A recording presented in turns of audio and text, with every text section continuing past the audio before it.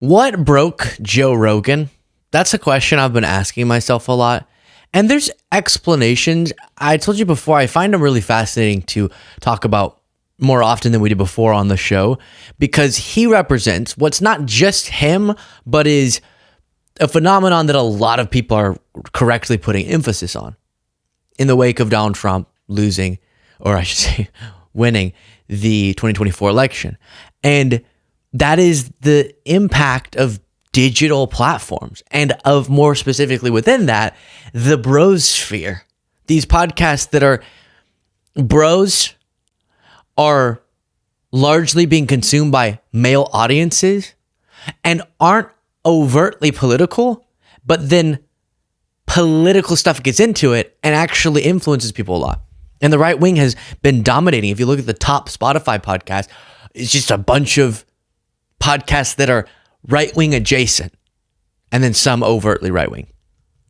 Joe Rogan being right-wing adjacent. And he went from not being that to slowly and then somewhat rapidly becoming more and more just a MAGA guy, which is unfortunate given the size of his platform, but it can teach us a lot about how to prevent this and how to hopefully influence people in the opposite direction. And when asking that question, what broke him, I think there's a lot of answers, but if we had to pick one, there's kind of a simple answer. COVID, the COVID era. Here's a recent clip I saw circulating of him. Then we'll talk about more specifically what I mean. While you watch, please do click the subscribe button if you appreciate this online platform and want to make it one of the top Spotify podcasts as well. I don't know. I'm terrified of pandemics for sure. Yeah. That one wasn't one to be terrified of, and they made us terrified of it, which makes me terrified. Yeah. Because that was one where they, we talked about this on the podcast, where they made fun of Donald Trump because he was saying it's less than 1% of the people who get it die. And then CNN was mocking him, saying it's 3.4%, it's 3.4%. You know what it was? It was considerably less than 1%. He was right. But they had marching orders. And his marching orders was to scare the shit out of people and to tell them to get vaccinated. Who were those marching orders from? What is the purpose of misleading people about that? How do you get all of the people at CNN on board with such an effort? Questions I can't really answer. Maybe he's tried before. Playing more of a different time, he's made a similar argument. I don't get this attitude. It's not that things weren't done wrong, or things weren't said wrong, or things were said correctly based on all the available data at the time, but we since learned more. Maybe people were too high and mighty about certain things. Certain politicians made bad decisions, were hypocrites, went too far, not far enough. All those things retrospectively, let's analyze them. We can judge people. True.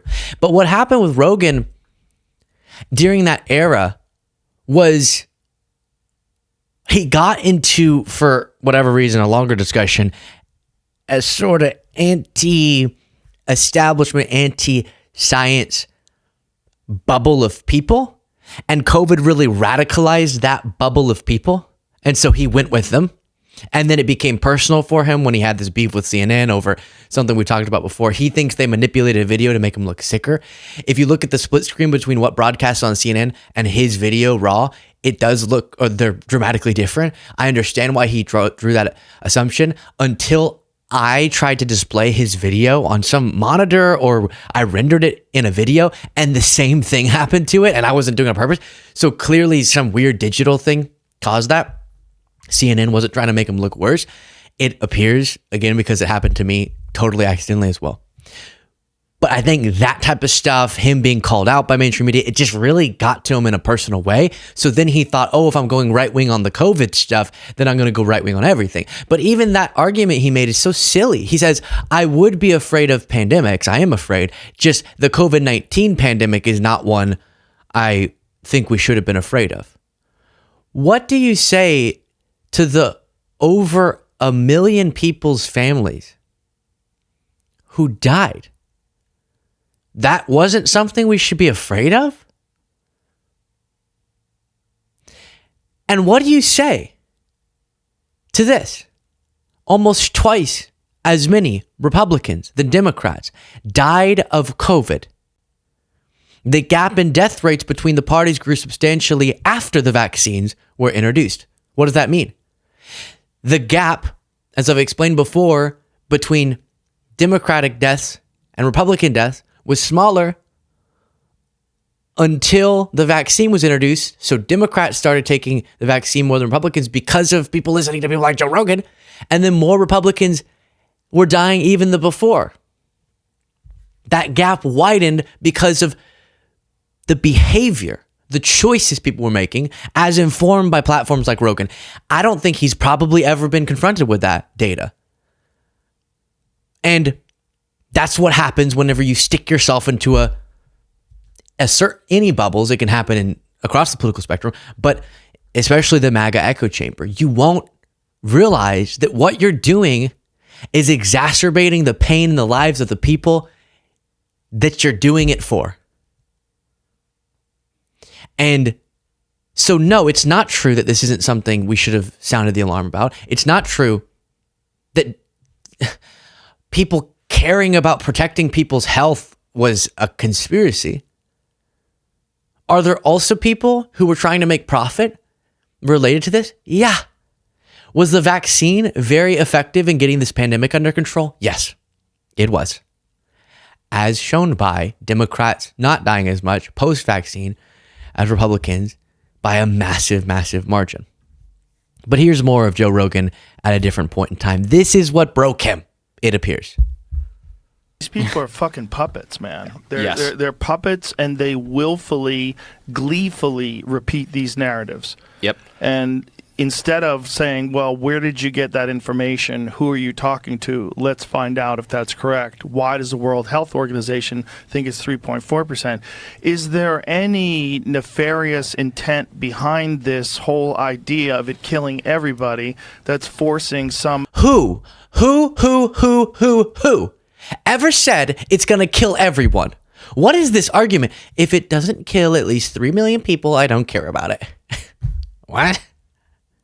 Or if he's saying everyone, if it doesn't kill our entire population, then why were you even afraid of it anyways? Is there any nefarious intent behind this whole idea of it killing everybody that's forcing some enormously profitable venture, like forcing everybody to take these fucking new vaccines that you guys developed? Right. Like, could that be factored in? Maybe. Well, no. You only hear that it's factored in once everybody's profited and got out, including Bill Gates. Yeah. Bill Gates, who's on television telling everybody get the vaccine, you won't get COVID, and then afterwards, it didn't work. After he had unloaded all of his stock, he wasn't effective, and it turns out COVID wasn't as bad as we thought it was. Well, you guys are really responsible for a bunch of people taking a medication that was unproven. You're responsible for all the side effects. You're responsible for all these, and you're responsible for fear-mongering, lying, closing down businesses, ruining economies, changing the political structure of the country. They need to be held to account.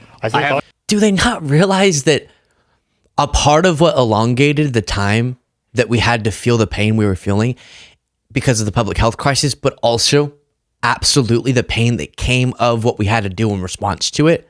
And there was so much of that, but that was stretched out because there was a lot of confusion about what was going on, induced by people like Joe Rogan. And then you see Biden and Harris actually do an effective vaccine rollout. Yes, I do credit the Trump administration for Operation Warp Speed. And that's what ended up getting it under control. But all of Trump's mismanagement outside of Operation Warp Speed and the complete and utter chaos that was his final few months, then the surrounding misinformation and lies that were being spread by people, that stretched out the crisis because we weren't able to get it under control as effectively as some other countries did, as we could have. And then we finally got to get back to normal when there was this really effective vaccine rollout. Then also he cites Bill Gates, and a lot of times he'll say, someone on CNN said this and someone said that. And I notice that people do this a lot. During an unprecedented crisis, could you go find me examples of just silly, ridiculous things people said that were on my side, but looking back at it, were kind of totally incorrect takes, or were overly hyperbolic, or were overly judgmental of people they disagree with? Absolutely, you can find those examples. Can you find examples of medical professionals based on the available information they had at the time saying something that now we know to be not the case? Yes. But number one, that doesn't prove any conspiracy or ill will. Number two, I know for certain that their best assessment of the data at the time is better than Joe Rogan's. Even whenever we then go back and do hindsight, 2020. And then number three, and this is a really important point for all of us. I see a lot of people in this space. For example, right now, we're doing this show, The Grudge. Some people love it, have written in and said, no matter the hate that my opponent on the show spews, no matter the views, how bad that they are, I understand the importance of confronting MAGA ideas, so I get why you're doing this recurring thing. And then some people say, how dare you, you're platforming dangerous views, and this is ridiculous. I'm sure the people who leave the most mean comments about that, as an example, are not represented in my audience. And I hear the rational expressions of disagreement with me, and that is my audience. But then people who will be uniquely sort of furious or say, I'm never watching your show again, your normal daily show, because of that podcast. If I were to get fixated on that, point something percent of the audience, and my whole life became arguing with them about it as opposed to just coming in every day and trying to make the best content I can, or not on this subject, but on others, the small percentage of hate mail, for lack of a better term, that we get, if I just obsessed over that, I could end up radicalizing myself a lot, where my worldview is constructed by a small percentage of unrepresentative loud voices, such that I believe my own audience, my own side, my own movement is something that it's not. And that would abstract and distort the content I can do here. So producer Jaden does a great job of being the one who goes through stuff and then gives me here's a less common view, but kind of negative. Here's a more common view, kind of negative. Here's a more common view, positive. Here's some examples so that fixation doesn't happen. But you see a lot of people in this space getting fixated, where they have a small percent of people who are really loud and really infuriating or hurtful, and they allow that to consume their mind. And sometimes, let's say they're a liberal channel. There's a couple examples of this happening right now, it seems like. But they get so in a clash with a tiny percent of their audience that then they alienate the rest of their audience, because the rest of their audience is thinking, gosh, this is all they're obsessed with, is screaming at how much they're mad at their audience. So they kind of start going away, and then you kind of fulfill the prophecy, and that is more representative of your audience now, because those are the ones left screaming at you. But then they'll get people on Twitter are being irrational, I'm mad at them, and going round and round and round and round. And then they end up thinking that means they should run towards MAGA, and they'll abandon their previously liberal views to go run to MAGA because they felt like they were alienated by their side, when it never really was representative of their broader audience, broader movement. So I am taking the long route to saying that what Rogan will do is he'll cite examples that upset him of people on the, let's say, pro-science or pro-medical professional expertise, or taking public health crises seriously, whatever you want to call it, mainstream, I guess, aligned with this issue. And he'll find examples of someone maybe even being irrational. Here he said Bill Gates. I don't know what exact quote he's talking about with Bill Gates or what shift. I haven't really kept up with him much. But let's say there's an example of someone really saying something silly, and they're nominally saying it in the interest of taking the pandemic seriously when it was raging, but it comes off completely illogical, or they're being overly judgmental towards people who don't yet understand their point, or numerous other examples. He then says, okay, because those people make me upset, instead of going, that's taking it too far, or that's an irrational example of the correct quote unquote side, he goes, that means I have to run all the way to the fringe other side, which I've never understand that inclination. There are some irrational people on my side, so I should go run to the side with even more irrational people. That doesn't make sense to me, but it happens a lot. So I would encourage him and others to make sure that's not what's happening. What's the broader consensus of a movement or of a cohort or a side? And that can give you a better comparison between the two consensuses.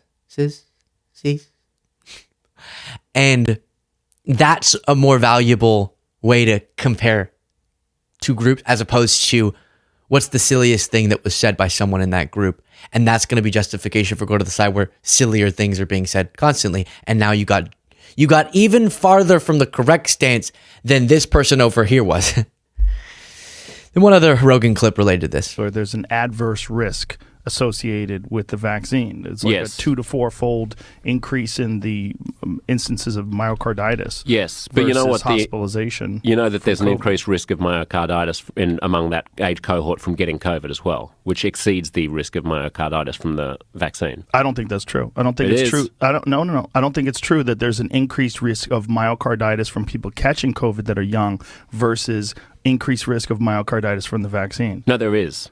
There's both. Well, let's look that up because I don't think that's true. Myocarditis more common after COVID-19 infection than vaccination. But is this with children? Yeah, we're talking about young people. Men and boys aged under 30 after this is what it says here. With children is the issue. Well, no, we were talking about 15-year-olds. Well, we're talking about young children. Male, yes, 12 to 17. 12 to 17, more likely to develop myocarditis within 3 months of catching COVID at a rate of 450 cases per million infection. This compares to 67 cases of myocarditis per million at the same time following their second dose of Pfizer. Yeah, so you're about 8 times likelier to get myocarditis from getting COVID than from getting the vaccine. That's interesting. Now, that is not what I've read before, but also it's like, even when we're reading these things, it's like, what are we getting this from? Was this from the VAERS report? But even from the VAERS reports, when they report this stuff, it's like the amount of people that report, it's the underreporting. Yeah, watching him after he gets proven wrong is always so uncomfortable. Okay, but he did say after this, if anyone was going to make me look dumb on the podcast, I'm glad it's Josh Sebs because I love him and he's awesome. However, this is why I was confused. And he links to this Guardian article. Boys more at risk from Pfizer jab side effect than COVID suggests study. U.S. researchers say teenagers are more likely to get vaccine-related myocarditis than end up in hospital with COVID. So I see how he could be confused because that sounds like it's saying something that, as you read along, it's not. The confusion, I guess, is he thought from myocarditis, that's more like, when in reality, as was emphasized there, that same group of people is still more at risk of getting myocarditis from COVID than from the vaccine. That being a side effect. And so when they argue, because people really grasp at straws for arguments against taking the COVID-19 vaccine, one of them was the risk of the rare side effect of myocarditis. And this is inflammation as it pertains to the heart. And that's a tough argument to make when it's more likely that you get it from COVID across those age groups. Then he said that video is cringy, but what happens when you stumble in a long-form podcast when you didn't know a subject was going to come up and you wing it? And it's like, maybe stop winging it on this thing. I don't know. Maybe less winging it would be helpful when we're talking about the biggest podcast in the world and the most consequential public health issue in terms of relevant political issues. That's the thing I keep begging. Maybe stop winging it on those things. Wing it when you're talking about your ice bath routine. Wing it when you're talking about, well, maybe don't wing it on that because that has health implications too. But wing it when you're talking about how hard someone's going to get punched in some situation. But please stop winging it on this. Let me know your thoughts in the comments. Support the show. Get the members only bonus show by clicking that join button below.